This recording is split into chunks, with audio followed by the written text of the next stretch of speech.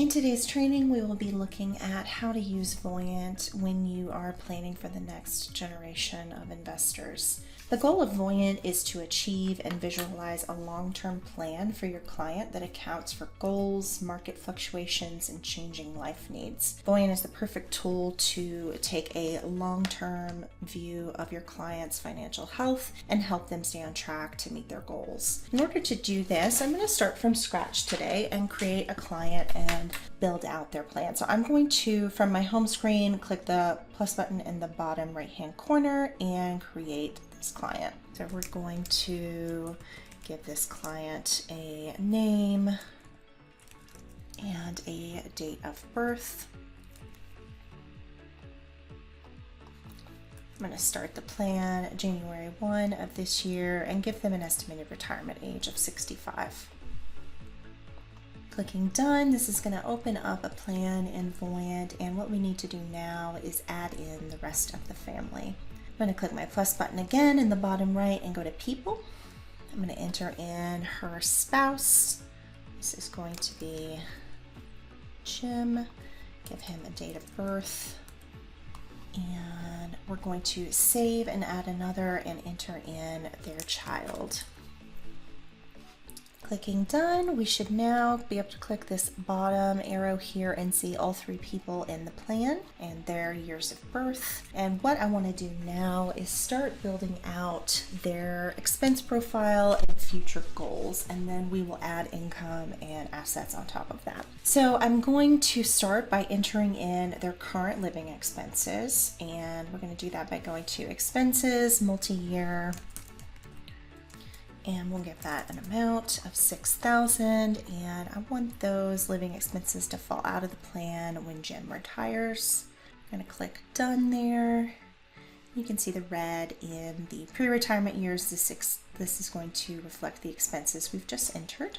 All right, and then the next thing I want to do is go to the goals section. So this is going to be what we're planning for. These are expenses that are trackable. So under goals, I'm going to enter in a buy a property goal. So they have a goal of being able to buy a property here in the next couple of years. So future home purchase. They've given us an estimated budget of $650,000. Purchase value would be the same. And we are going to use present value, so this number will be inflated to a future value whenever we enter it into the plan, and we'll put it in a couple of years. Set that as our start event, and we're going to link an estimated debt. Mortgage, $600,000. Do a 6% interest rate and a 30-year term. Clicking done. And done. Now have that estimated home purchase in the plan in that second year, and then the mortgage will be factored in after that. The next thing I want to do is enter in their retirement spending goals. So we're going to go back to goals, and we know in retirement they want to be able to spend about $85,000 a year. So we're going to go to timing, and we'll start that at the year that Jim retires, and we'll end it at plan end. Clicking done. You'll now be able to see the expense profile in the retirement years as well. And I want to go back to our goals section, and we're going to do some travel spending. So we'll do this for retirement travel goal. We'll have that at $5,000 a year. And we'll start that when Jim retires and end it at plan end. Clicking done. I also want to go back in and adjust this. So I want it to be $5,000 annually until they reach about age 75. So I'm going to enter in a step. Go to my chart here, enter in an icon, and I'll just call this slowing down. Create a new step. And we'll drop this down to 3,500 and select that event. There we go. Clicking done. Also want to do the same for our retirement goal. So we'll start this at 85,000. I want to go back to my steps. I want to step that down to about 65 around age 75. And then I also want to step it back up around age 85 to reflect any increased health expenses. So we'll go here and we'll add in increased spending. Set that as our timing and click done. So now we have their spending changing over the lifetime of their retirement. I'm going to click done, and I also want to enter in the expense for their son's college. So I'm going to go to goals again and go to education goal. I'm going to put this in Felix's name,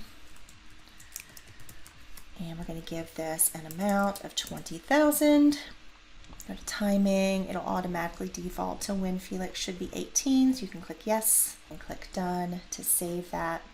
And so now we have all of our goals in the plan, and you'll see everything is currently tracking at shortfall and 0%. That's because we don't have any income or assets in the plan yet. So this will start to change as we start to add more things in. So what I want to do now is go to my plus button, and we're going to start entering in their income and assets. We're going to start with income, go to employment, we'll do Mallory's salary, and we're going to have that at $95,000. And if you look at timing, it's automatically going to default between now and when she retires.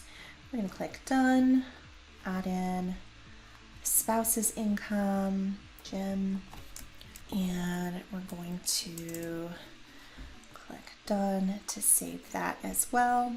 So you can see now we've got a lot more blue in the plan. This is going to be from the income that's coming into this plan. Next thing I want to do is enter in some assets. So we're going to go to savings and investments, and we're going to put first their high yield savings account. This is going to be joint, so high yield savings. They've got about 20,000 in here, and we are currently contributing monthly to this. We're doing about $200 a month. You can go to update timing and say those contributions are going to start now and end when Jem retires. And you can put a withdrawal limit on this of do not allow or scheduled only or minimum balance. I am going to do a minimum balance of 10,000, and that just tells the software don't let this account fall below 10,000. I'm clicking done here, and I am going to go in and enter in their brokerage account. So we're doing savings and investments again.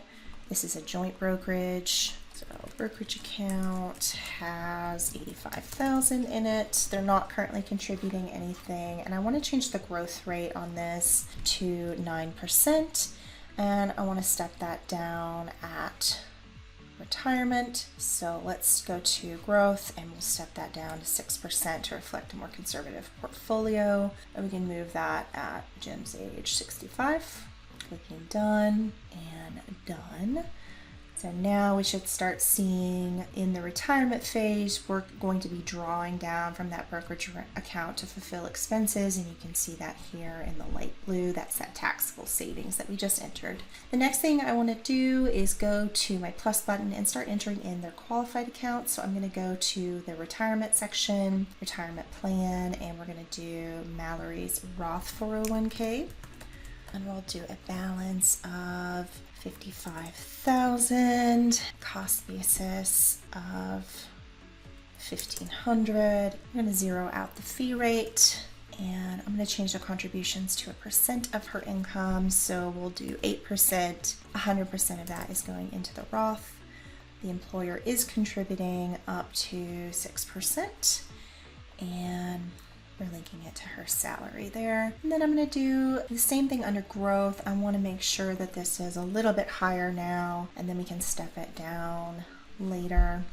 Going to growth, step that down to 5.5%, and I'll step it down when she retires. Set that as my step timing. So we're modeling a little bit higher growth now and stepping it down later. Save and add another, and do the same thing for Jim. Jim has a traditional 401k with a balance of 75,000. He's currently contributing 10% of his income, and there is an employer match of up to 4%. And we're going to link his income. So we're clicking done now, and we can see that we have the qualified accounts coming into the cash flow in those retirement years. We're seeing the blue from the retirement savings. And if you go into year view, scroll over to those years, you can see what we're using to fulfill expenses. So in this year, we're pulling money out of the brokerage and high yield savings. We move into the 401ks, and then the tax-free savings is Mallory's Roth 401k, and we're moving into all retirement savings here in the later years. And then we run out of funds here at age 87. If we look at our investment tab, we're out of the brokerage account, and the retirement accounts have zeroed out, so they've fallen out of the plan. So the next thing I want to do, we're seeing that our buy future home purchase goal is looking better, as is the education goal for Felix. Right now we're just using income to fulfill that expense. So I want to enter in his 529. We're going to go to college and enter in that 529 account that's in his name. 529 for Felix. It's currently got 20,000 in there, and they are contributing about 5,000 annually, and they will do that from now until he turns 18. And on the growth, we're just modeling a 6% growth rate to be conservative. So done. We need to enter in our cost basis and click done.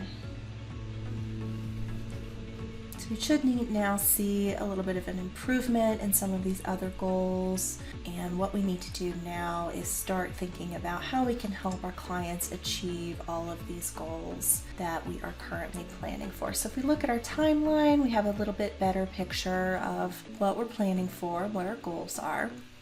But I want to go to our Insights tab and take a look at some different problem solving ideas for this plan. So going to Insights, I'm going to look at first our investment returns insight. This is going to tell us what's the overall rate of return for the entirety of the plan that this client would need in order to prevent shortfall. Maybe a slightly more aggressive portfolio could be a partial solution for them. So we're going to run this and see what we get. We're getting a 6.67% rate of return. And again, if we look at our year view, you can see what we're modeling here in the insight. That's 6.67 for each of these accounts over the lifetime of the plan. So that's a partial solution we could look at. And then also annual savings. How much more each year do they need to start putting away in order to be prepared for the future? We've got 7,889 annually, and if you hover over each year in the plan, we can see that most years they do have that much surplus income available, with the exception of a couple. So that could be a good solution for them. And then we can also look at retirement spending. So this would be the maximum amount that they could spend each year to spend their assets down to near zero. So this can give us an idea of what their maximum budget should be. We've got 78,000 annually. So we can come up with some different solutions based on these insights, and then we can create a what if scenario where we have a recommendation plan that is spend less, save more. So creating this plan, we can make a couple of adjustments. So let's go to our retirement goal and we'll bump this down to 80,000. See where that gets us. Getting much closer. And then if we go to their brokerage account, let's add in an additional 8,000 each year and go to timing and say let's start those contributions now and end them when Jim retires. Clicking done. You can now see that we have a plan that looks much more solid. And if we go to our Let's See screen, we can compare the plans against each other, and you can see how we're getting rid of this red with these recommendations. And if we look at the assets charts, we can see what would be available in the plans at the end and the differences between the two. You can turn on your legend and remove any non-liquid assets from the equation and just take a look at what you have left over at the end of these plans. I hope that this was helpful. If you have any questions, you can always reach out to us at support@planwithvoyant.com. You can also click the name of the client you're working on in the top right corner and request support. Thanks for watching.